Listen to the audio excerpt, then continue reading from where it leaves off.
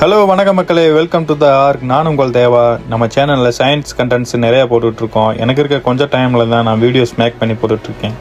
ஏதோ நான் பண்ணுற எஃபர்ட்டுக்காவது இந்த வீடியோ லைக் பண்ணி நம்ம சேனலில் சப்ஸ்கிரைப் பண்ணிக்கோங்க. இந்த வீடியோவில் நம்ம எதை பற்றி பார்க்க போகிறோன்னா, இந்தியா மட்டும் இல்லாமல் உலகமே நெக்ஸ்ட் பேண்டமிக் வந்துருமோன்னு அச்சத்தில் வச்சுருக்கேன் நிப்பா வைரஸை பற்றி தான் இன்றைக்கி நம்ம பார்க்க போகிறோம்.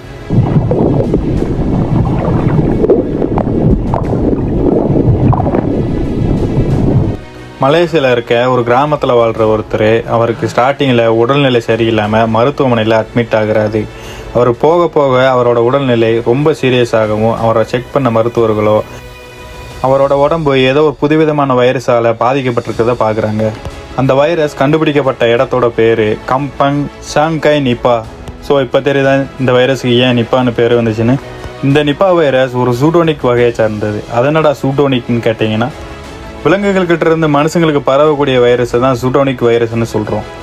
மேலும் இந்த நிப்பா வைரஸ் ஆர்என்ஏவை கொண்ட ஒரு வைரஸாகவே இருக்குது. இந்த வைரஸுக்கு வெளிப்புறமாக ஒரு ப்ரொடெக்டிங் லேயர் மாதிரி ஒரு கவசம் இருக்குது, அதை என்வெலோப்புன்னு சொல்கிறாங்க. மனுஷங்க இந்த வைரஸை கண்டுபிடிக்கிறதுக்கு முன்னாடியே வைரஸ் மனுஷங்களை கண்டுபிடிச்சி பரவ ஆரம்பிச்சிருச்சு. ஆராய்ச்சியாளர்கள் என்ன சொல்கிறாங்கன்னா, இந்த வைரஸ் முதல்ல பழம் திங்கிற வவ்வாலுக்கிட்ட இருந்து மனுஷங்களுக்கு பரவி இருக்கலாம் சொல்கிறாங்க. சரி, இந்த வைரஸ் அஃபெக்ட் ஆனால் உடம்புல என்னெல்லாம் நடக்கும்? ஸ்டார்டிங் ஸ்டேஜில் சாதாரண ஃபீவர் டயர்னஸில் ஆரம்பித்து சில மணி நேரங்களுக்கு அப்புறம் தலைவலி, மூச்சு விட சிரமம், மசில் பெயின், வாமிட்டிங் சென்ஸ் ஏற்படும். எக்ஸ்ட்ரீம் கண்டிஷனில் கன்ஃபியூஷன், பிரெயின் இன்ஃப்ளமேஷன், ஃபிட்ஸு, வலிப்பு கூட வரலாம். லாஸ்ட்டில் கோமாவுக்கு போய் டெத்தாக கூட சான்ஸ் இருக்குது. இந்த வைரஸால் பாதிக்கப்பட்டு ரெக்கவர் ஆனவங்களுக்கு கூட லாங் டர்மாக நரம்பு சம்மந்தப்பட்ட பிரச்சனைகள் நிறைய இருந்திருக்கு. நிப்பா வைரஸை கொரோனா வைரஸோட கம்பேர் பண்ணோம்னா, கொரோனா வைரஸ் அதிகமாக பரவும், நிப்பா வைரஸ் ஸ்லோவாக தான் பரவும். இருந்தாலும் டெட்லியஸான வைரஸ் நிப்பா தான். கொரோனா வைரஸ்னால் காற்று மூலமாக பரவ முடியும், நிப்பா வைரஸ்னால் காற்று மூலமாக பரவ முடியாது. இருந்தாலும் மாஸ்க் போடுறத மறந்துடாதீங்க. சரி, இந்த வைரஸ் வவ்வாலுக்கிட்ட இருந்து மனுஷங்களுக்கு எப்படி பரவி இருக்கும்?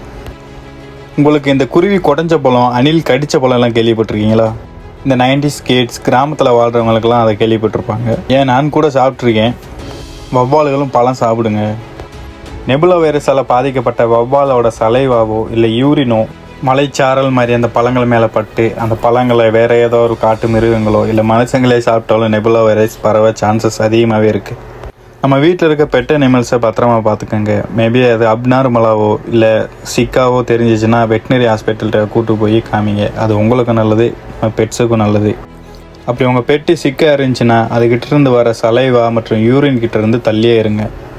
புதிய ஆளுங்கக்கிட்ட க்ளோஸ் கான்டாக்ட் அவாய்ட் பண்ணிக்கோங்க. நிப்பா வைரஸ் சுவாசம் மூலமாக பரவலைனாலும் சளி, எச்சில், யூரின் மூலமாக அதிகமாக பரவும். ஸோ எவ்வளோ தான் அர்ஜெண்ட்டாக இருந்தாலும் வீட்டில் போய் போய்க்கிங்க. எந்த சந்தா இருந்தாலும் நுழைஞ்சிடாதீங்க, குறிப்பாக ஆண்களுக்கு. லாஸ்ட்டு 2018 கேரளாவில் நிப்பா வைரஸ் அட்டாக் பண்ணிச்சு. இப்போது வெஸ்ட் பெங்காலில் ஸ்டார்ட் ஆகிருக்கு. ஃபேட்டாலிட்டி, உயிரிழப்பு சதவிகிதம் பார்த்தோன்னா நிப்பா virus 40 to 75%, Covid 1 to 3%, Ebola virus 20 to 90% இருந்திருக்கு. இதில் இருக்க சதவிகிதம் வைரஸின் வகையை பொறுத்து மாறுபடுங்க. என்னதோ வைரஸ்குள்ளே வகையான்னு கேட்குறீங்களா?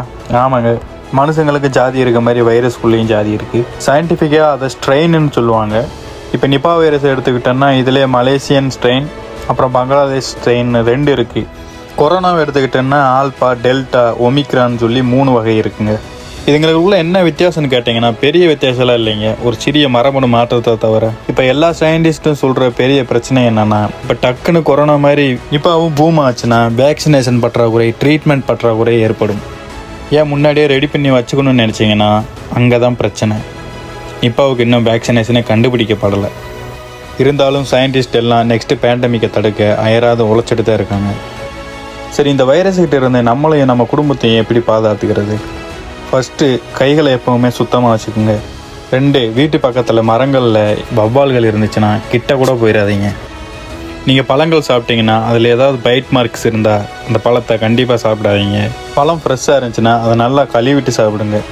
வீட்டில் வளர்க்குற பெட்ஸை ஒரு வெட் செக்கப் பண்ணிவிட்டு அதை பத்திரமா பார்த்துக்குங்க. முக்கியமாக வாக்கிங்கில் எடுக்கும்போது நம்மளும் சுத்தமாக இருக்கணும். நம்ம பக்கத்தில் இருக்கவங்களுக்கும் செல்ஃப் அவேர்னஸ் கொடுக்கணும். சுற்றி இருக்கவங்கள வைரஸ் தாக்காமல் பார்த்துக்கிட்டா நம்மளை அந்த ஆண்டவன் வைரஸ் தாக்காமல் பார்த்துக்கிறேன். சரி, நிப்பா வைரஸை எபோலா வைரஸோட கம்பேரிசன் பற்றி பார்ப்போம். நிப்பா வைரஸ் பேரமெக்ஸோ வைரிடி வகையை சார்ந்தது. எபோலா வைரஸோ ஃபைலோவிரிடே வகையை சார்ந்தது. இந்த 2 வைரஸுமே நெகட்டிவ் சென்ஸ் கொண்ட ஆர்என்ஏ வகையை சார்ந்ததாக இருக்குது. இதில் பாசிட்டிவ் சென்ஸ் கொண்ட வைரஸுகள் இருக்குது. நம்ம வேறொரு வீடியோவில் வைரஸுகளோட எவாலுவேஷனை பற்றி ரொம்ப டீப்பாக பார்ப்போம். நம்ம ஆரம்பத்தில் நிப்பா வைரஸோட சிம்டம்ஸ்லாம் என்னென்னு பார்த்தோம். இப்போ நம்ம எபோலா வைரஸோட சிம்டம்ஸை பற்றி பார்ப்போம். எபோலா வைரஸ் மனுஷங்களோட பாடி ஃப்ளூயிட்லேருந்து அதிகமாக பரவுது. அதாவது பாடி ஃப்ளூயிட்ஸ்களான பிளட்டு, வாமிட்டு, ஸ்வெட்டு, சீமன்லேருந்து கூட பரவுது. அதுவும் நீங்கள் அந்த ஃப்ளூயிட்ஸ் கூட டைரக்ட் கான்டாக்ட் வச்சுக்கிட்டால் மட்டும்தான் பரவும். எபோலா வைரஸும் மற்ற வைரஸ்களை போல தான் ஒரு மனுஷனுக்கு அஃபெக்ட் ஆனால் ஸ்டார்டிங்கில் ஃபீவர், வீக்னஸ், வாமிட்டிங்கில் தொடங்கி உடல் உள்ளுறுப்புகளையும் பாதிச்சு இன்டர்னல் மற்றும் எக்ஸ்டர்னல் ப்ளீடிங் கூட வரும். நம்ம ஏற்கனவே பார்த்த மாதிரி நிப்பா வைரஸால் பாதிக்கப்பட்டு இறந்தவங்களோட மரண சதவீதம் 40 to 75%. ஆனால் எபோலா வைரஸோட மரண சதவீதம் 25 to 90% இருக்குது. அது எந்த வகையான வைரஸ்ன்றதை பொறுத்து மாறுபடும். ஆமாங்க, எபோலா வைரஸ்லேயும் பல வகைகள் இருக்குது. எபோலா வைரஸ் பற்றி இன்னொரு வீடியோவில் ரொம்ப டீப்பாக பார்ப்போம். நிப்பா வைரஸை முதல் முறையாக 1998 மலேசியாவில் கண்டுபிடிச்சாங்க. எபோலா வைரஸை 1976 காங்கோ, சூடானில் கண்டுபிடிச்சாங்க. இது ரெண்டுக்கும் இருக்க ஒற்றுமை என்னென்னா, இந்த 2 வைரஸுமே பழம் திங்கிற வௌவால்கிட்ட இருந்து தான் எவால்வ் ஆகி மனுஷங்களுக்கு வந்திருக்கு. எபோலா வைரஸ் இவ்வளோ கொடூரமாக இருந்தாலும் அதுக்கு வேக்சினேஷன் இருக்குது. பட் நிப்பாவுக்கு இன்னும் கண்டுபிடிக்கப்படலை. இன்னும் ரிசர்ச் போயிட்டு தான் இருக்குது. நிப்பா வைரஸ் சவுத் ஈஸ்ட் ஏசிய நாடுகளான இந்தியா, பங்களாதேஷ், மலேசியா போன்ற நாடுகளை பூர்வீகமாக கொண்டது. எபோலா வைரஸ் வெஸ்ட் ஆப்பிரிக்காவை பூர்வீகமாக கொண்டது. இந்த வைரஸ்களையும் தொடர்ந்து 2019 இந்த உலகத்தையே லாக்டவுனில் பூட்டி உட்கார வச்ச நம்ம கொரோனா வைரஸ் மட்டும் விட்ட எப்படி, வாங்க அதையும் பார்த்துருவோம். இந்த கொரோனா வைரஸை 2019 சைனாவில் கண்டுபிடிச்சிருக்காங்க. இதுவும் வௌவாலுக்கிட்ட இருந்து தான் எவால்வ் ஆகி மனுஷங்களுக்கு வந்திருக்குன்னு சொல்கிறாங்க.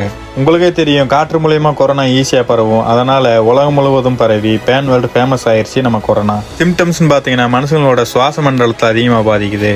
கொரோனாவுக்கு வேக்சினேஷன் 1க்கும் மேற்பட்ட வேக்சினேஷன் அவைலபிளாக இருக்குது. கொரோனா வைரஸ் ரொம்ப பெருசாக மக்களுக்கு பரவுறதுக்கு முன்னாடியே உலகில் உள்ள டாப் 10 பணக்கார வரிசையில் இருக்க ஒருத்தர் கொரோனா வேக்சினேஷனுக்கு இன்வெஸ்ட்மெண்ட் பண்ணியிருக்காரு. ஸோ போட்ட இன்வெஸ்ட்மெண்ட்டை திருப்பி எடுக்க வேணாமா? ஸோ திட்டமிட்டு கொரோனாவை பரப்புனாங்களா? ஸோ நீங்கள் என்ன நினைக்கிறீங்கன்னு நம்ம கமெண்டில் சொல்லுங்கள். நிப்பா வைரஸுக்கு காற்றில் பரவற சக்தி இல்லைன்றதுனால அது வேர்ல்டு பேண்டமிக் ஆகலை. பட் கொரோனா வேர்ல்டு பேண்டமிக் ஆயிடுச்சு. இந்த வைரஸ்கள்கிட்ட இருக்க மிகப்பெரிய பிரச்சனை என்னென்னா, நம்ம என்ன தான் வேக்சினேஷன் கண்டுபிடிச்சி போட்டாலும் அதை எதிர்த்து போராடுற மாதிரி தங்களை தாங்களே எவால்வ் பண்ணிடுது. வைரஸ்கள் இருக்கட்டும், மனிதர்கள் எப்படி எவால்வ் ஆனாங்கன்னு உங்களுக்கு தெரிஞ்சுக்கிற விருப்பம் இருந்தால் நம்ம சேனலில் ஒரு சீரியஸ் பண்ணியிருக்கோம். அந்த வீடியோவை கண்டிப்பாக போய் பாருங்கள். வைரஸ்கள் மனுஷங்களை அழிக்க எத்தனை அவதாரம் எடுத்து வந்தாலும் அதுக்கேற்ற மாதிரி நம்மளும் எவால்வ் ஆகிட்டு தான் இருக்கோம். மனுஷங்களோட அறிவால் ஒற்றுமையாக இருப்போம், உலகத்தை காப்போம். ஓகே மக்களே, இன்றைக்கி வீடியோ முடிஞ்சிச்சு. வீடியோ பிடிச்சிருந்தால் லைக் பண்ணுங்கள். நம்ம சேனலை மறக்காமல் சப்ஸ்கிரைப் பண்ணுங்கள் மக்களே. போய் வரேன். பாய்.